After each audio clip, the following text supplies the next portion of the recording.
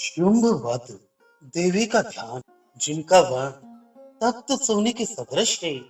सूर्य, चंद्र और अग्नि ही उनके तीन नेत्र हैं, तथा वे अपने कर कमलों में धनुष बाण, अंकुश, पाश और शूल धारण किए हुए हैं। ऐसे अर्धचंद्राकार शशि भूषित मस्तक वाली शिव शक्ति स्वरूपिणी भगवती कामेश्वरी देवी का मैं हृदय में ध्यान करता हूँ।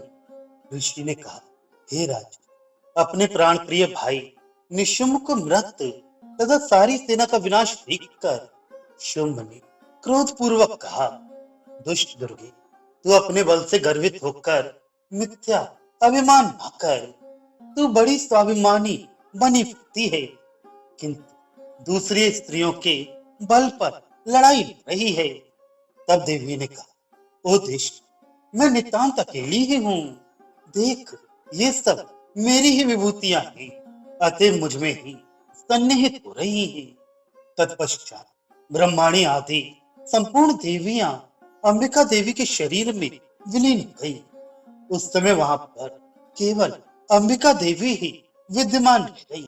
तब देवी ने कहा, मैं अपनी विभूतियों से अनेक रूपों में यहाँ प्रकट हुई थी।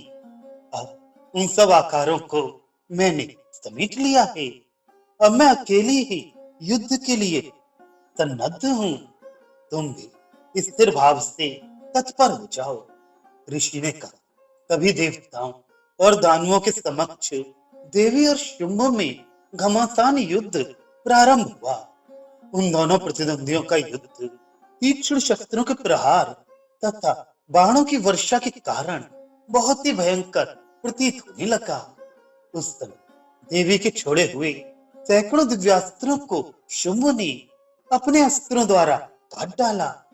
इसी प्रकार प्रत्युत्तर में देवी ने भी शुंभ द्वारा निक्षेप अस्त्रों को क्षण भर में ही अपने ओंकार शब्द के उच्चारण मात्र से ही विनष्ट कर दिया। उस दानव ने अपने सैकड़ों बाणों को चलाकर देवी को ढक दिया। ऐसा देखकर कुपित देवी ने भी अपने बाण से उसके धनुष काट दिए। धनुष कट जाने पर दैत्यराज ने हाथ में शक्ति उठा ली, किंतु देवी ने अपने चक्र के द्वारा उस शक्ति को खंडित कर दिया। तदनंतर उस दैत्य ने सैकड़ों चंद्रमा की भांति चमचमाती हुई ढाल तथा तलवार लेकर देवी पर आक्रमण कर दिया। चंडिका ने उसके आते ही अपने तीक्ष्ण बाणों से उस चमचमाती हुई ढाल तथा तलवार को काट दिया। इसके बाद उस दानव के घोड़े और सारथी मृत्यु को प्राप्त हुए। धनुष तो उसका कट ही चुका था। फिर तो अब उसने अंबिका वध के लिए भयंकर मुदगर हाथ में उठाया। उस मुदगर को भी देवी ने अपने बाणों से काट दिया। फिर भी वह दैत्य हिम्मत न हार कर केवल मुक्का बांधकर द्रुत गति से देवी की ओर झपट पड़ा। उस दैत्य ने देवी के हृदय में अपने मुक्के से प्रहार किया और देवी ने भी उसकी छाती में एक थप्पड़ मारा। देवी के इस थप्पड़ से वह भूमि पर गिर गया, किंतु वह संभल कर पुनः उठ खड़ा हुआ। फिर वह एकाएक देवी पर उछल पड़ा और देवी को लेकर आकाश में उड़ चला। तब देवी आकाश में निराधार रहकर ही उसके साथ युद्ध करने लगी। उस समय आकाश में दोनों परस्पर युद्ध करने लगे। उनके इस युद्ध को देखकर ऋषि मुनि विस्मित हो गए। फिर अंबिका ने शुंभ के साथ दीर्घ काल तक युद्ध करने के पश्चात उसे घुमाकर भूमि पर पटक दिया। पृथ्वी पर गिरने के पश्चात वह दैत्य पुनः देवी से युद्ध करने के लिए द्रुत गति से दौड़ पड़ा।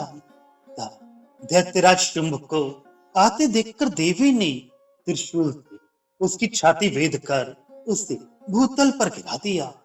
उस त्रिशूल के भयंकर आघात से आहत होकर उसके प्राण निकल गए और वह समस्त सागरों, द्वीपों तथा पर्वतों सहित संपूर्ण पृथ्वी को आंदोलित करता हुआ धरती पर आ गिरा।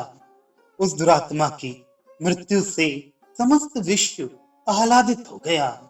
आकाश निर्मल दिखाई पड़ने लगा।